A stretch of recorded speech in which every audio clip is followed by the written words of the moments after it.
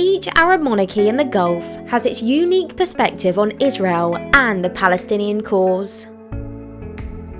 Although not inevitable, others in the GCC may join the UAE and Bahrain in formalizing relations with Israel. However, it is unlikely that Kuwait, which is the GCC member with the most pro-Palestinian foreign policy, would establish ties with Israel without a Palestinian state being established. The role of democratic institutions and practices in Kuwait's political arena requires the government to be especially receptive to public opinion, which is firmly opposed to normalizing relations with Israel. Qatar has also declared that it will stand by the Arab Peace Initiative and not open official relations with Israel under current circumstances. The gas-rich country relies heavily on soft power to assert influence.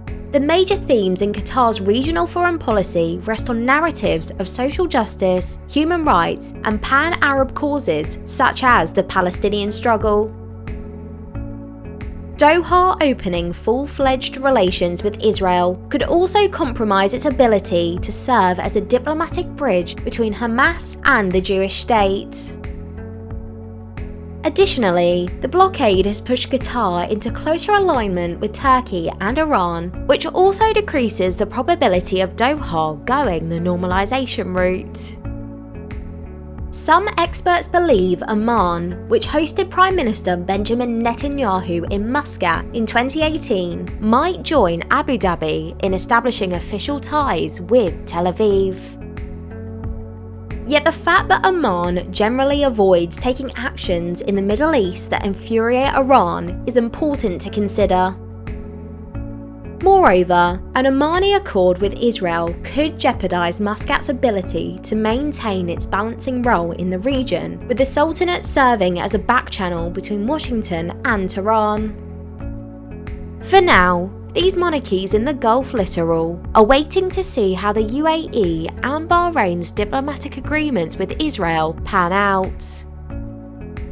If the UAE and Bahrain face a lot of blowback for their deals with Tel Aviv, others in the GCC would be more hesitant to follow in Abu Dhabi's footsteps. Otherwise, some other GCC members might be more inclined to consider formalizing relations with the Jewish state. Nonetheless, the governments of Qatar and Oman, which have spent years pragmatically engaging Israel, are likely to continue doing so even without establishing full-fledged diplomatic ties with Tel Aviv.